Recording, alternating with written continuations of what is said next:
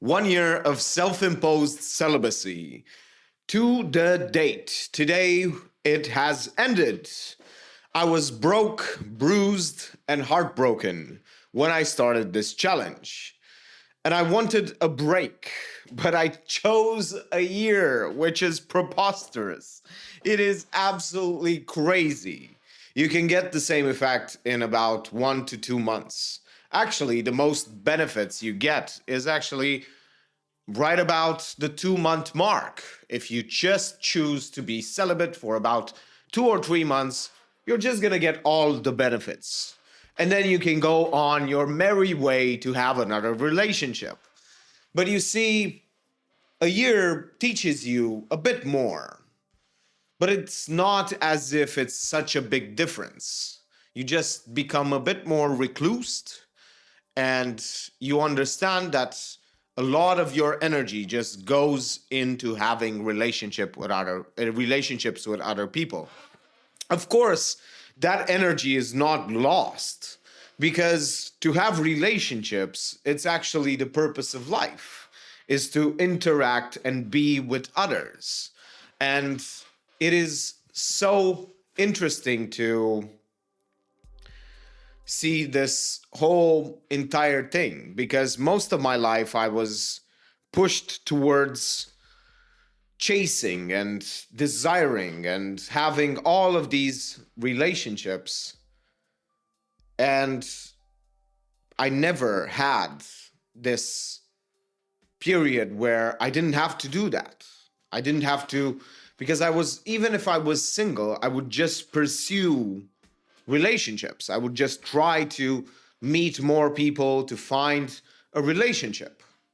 And unfortunately, I realized how much of that energy, that frenetic energy, is it just builds up to this frustration, to this intense feeling of not being enough and not doing the things that you want.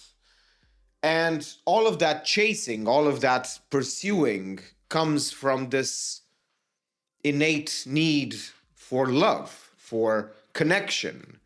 And if you just take it away for a month or 2 or 3 or even a year, you realize that you find better sources for your emotional resilience, for your emotional stability. You realize that you yourself can be a source for all of these things that you want. You can give yourself emotional support. You can give yourself happiness. You can give yourself fulfillment. You can give yourself all kinds of love. You can actually connect with yourself more on a deeper spiritual level if you want, or whatever it is. But it is so interesting that you just get calmer and calmer and calmer. You just understand that life is not that bad, even if you are single. And I believe that everyone should taste some of this loneliness, solitude, and realize that it's not really the worst thing. I actually made a private video for myself, reminding myself how I feel. Like I was describing, that was all the video. I was just describing how I felt and the fact that I was feeling happy, the fact that I was doing a lot of things, the fact that I was not being sometimes stopped to have to, I don't know, ask, because that's how you do it. You have to always ask. You have to always put out there these ideas when you are in a relationship, because what you do now affects another person directly. So you can't do anything that really goes against that relationship. So that's why it's good to communicate. It's good to really have a plan and try to recognize the fact that some things might not be available when you are in a relationship. And that is the price that you have to pay when you choose to be in love.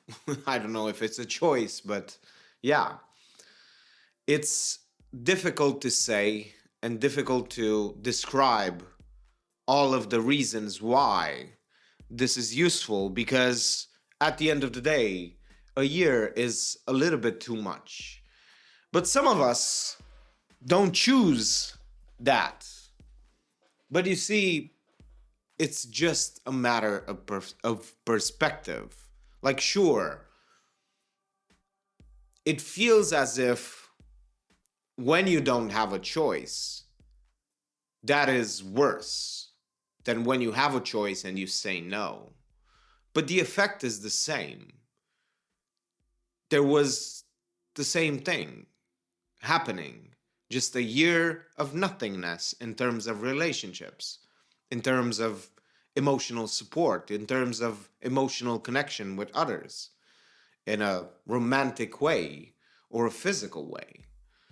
So you have to understand that there is no difference between a self imposed celibacy year and a non self imposed one. I know people who have stayed single for 2, 3 years just because they didn't have luck to get into a relationship. And they don't have the kind of personality that really goes out there and finds more people to date and mingle and whatever. And I understand that it might feel really bad, because I felt really bad as well during this year at some points. There was no one there to care for me.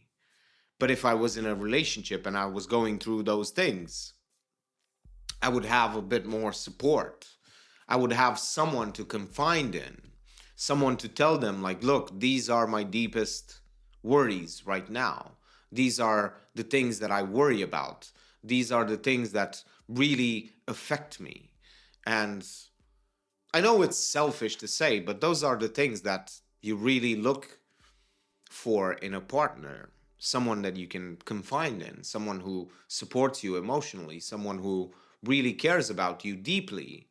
And I've been fortunate enough to have a few partners like that, which is amazing. And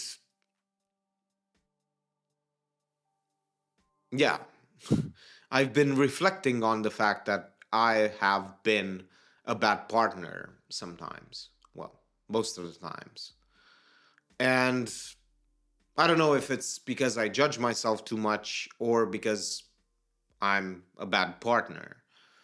But I don't know if I'm going to change just because I've reflected on something. That doesn't make it go away immediately.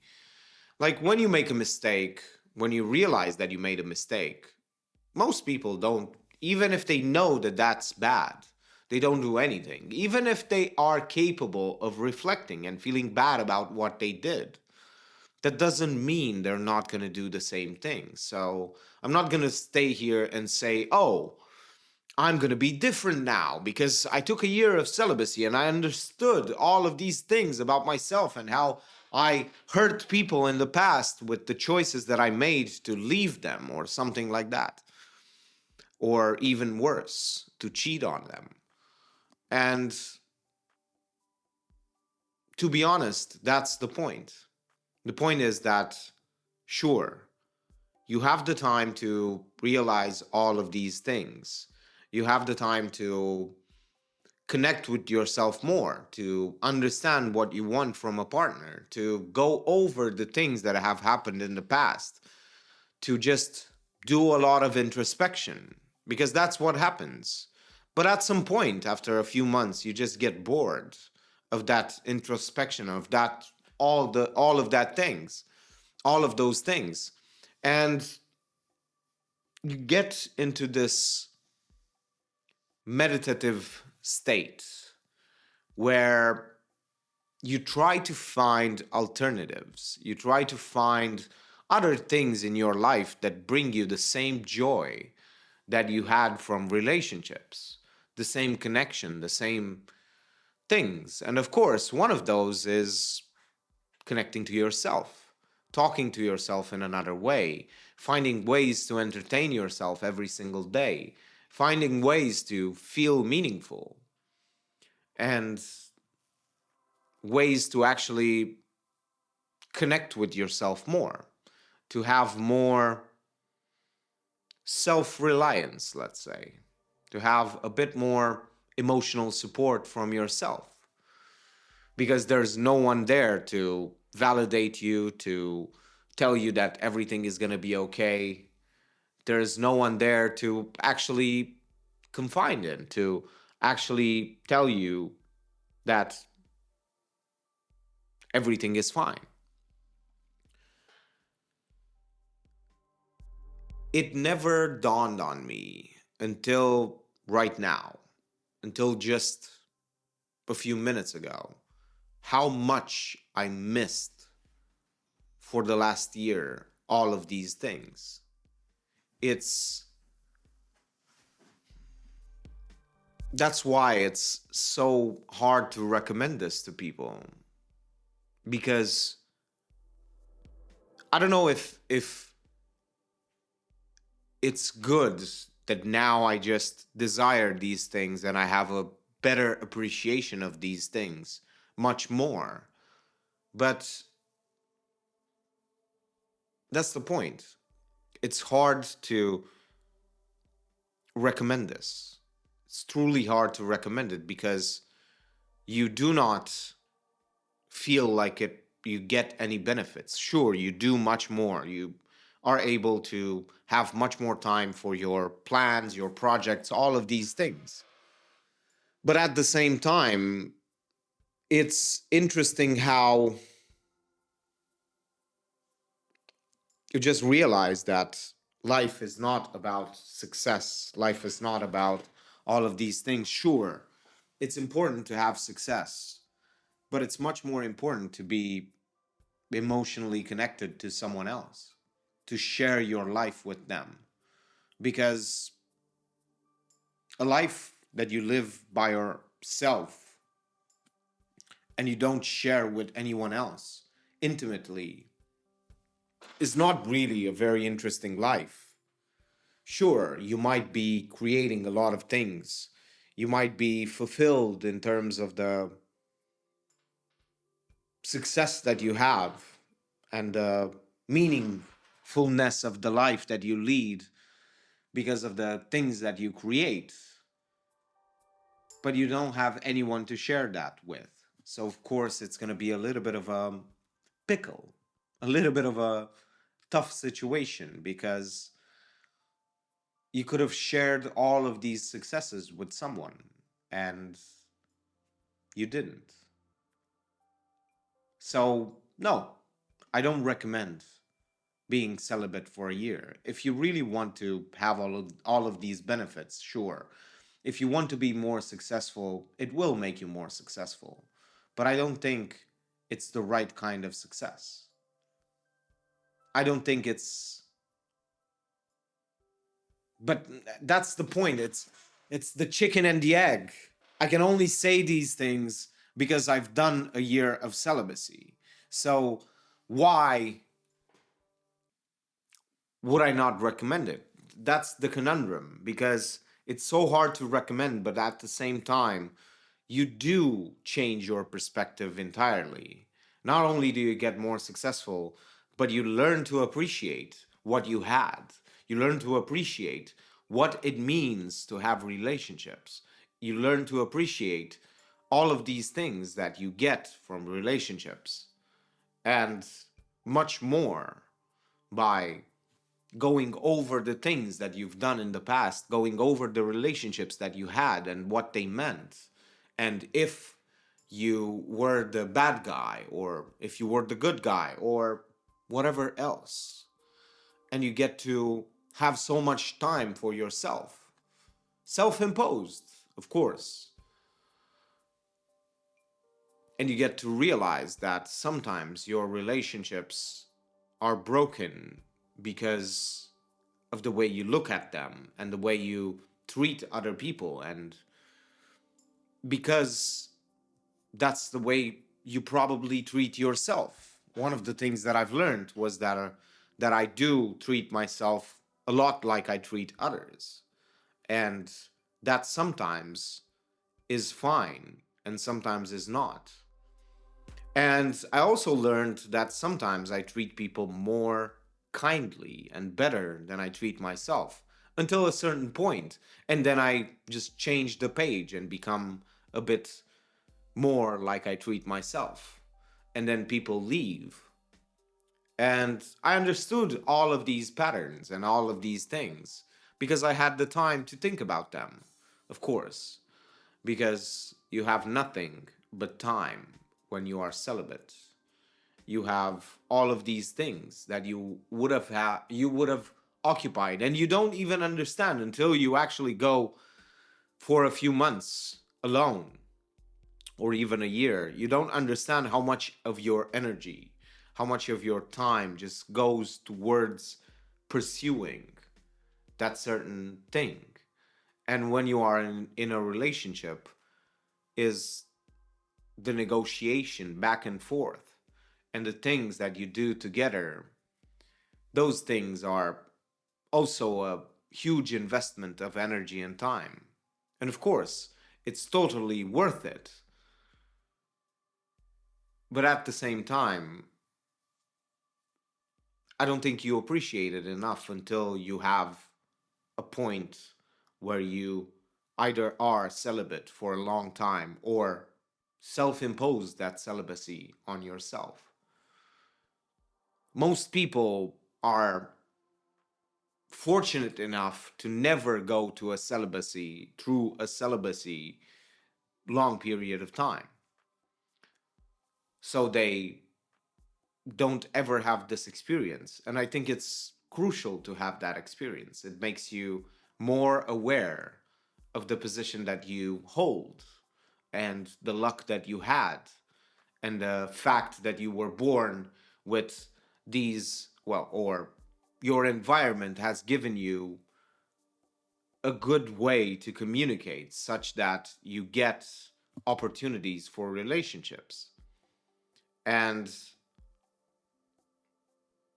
I think that's a perspective that people don't really have, that always jump from relationship to relationship to relationship. They just don't ever seem to notice that other people don't have the privilege of doing that. And yeah,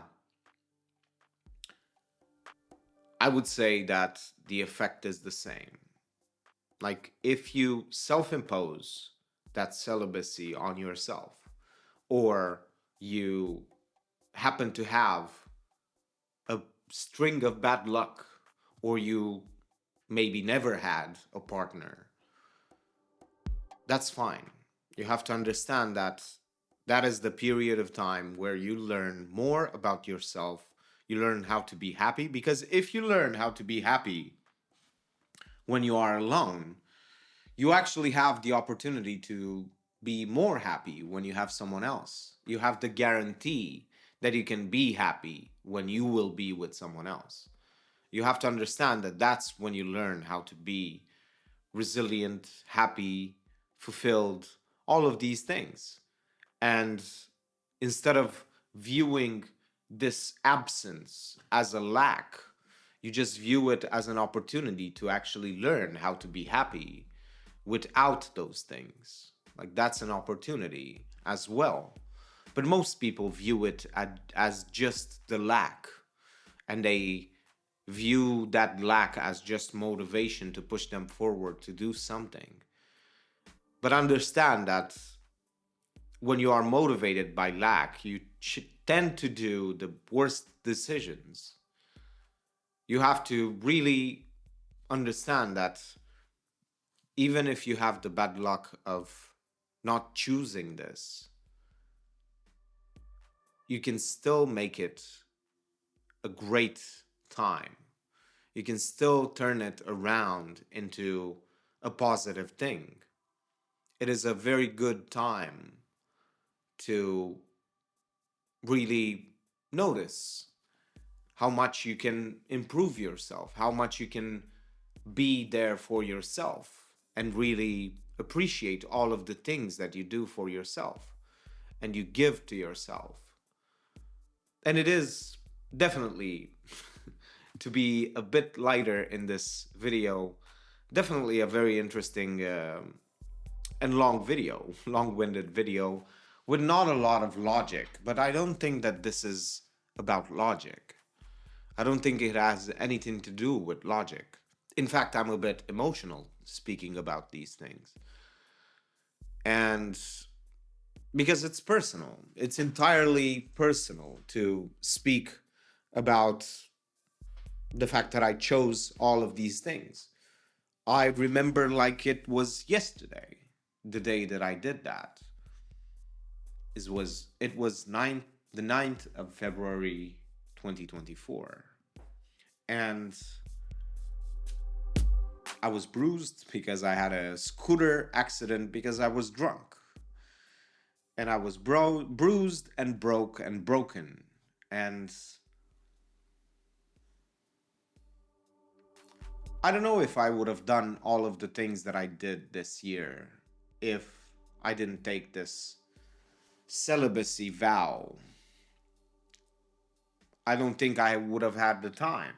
I don't think I would have traveled. I don't think I would have saved so much money.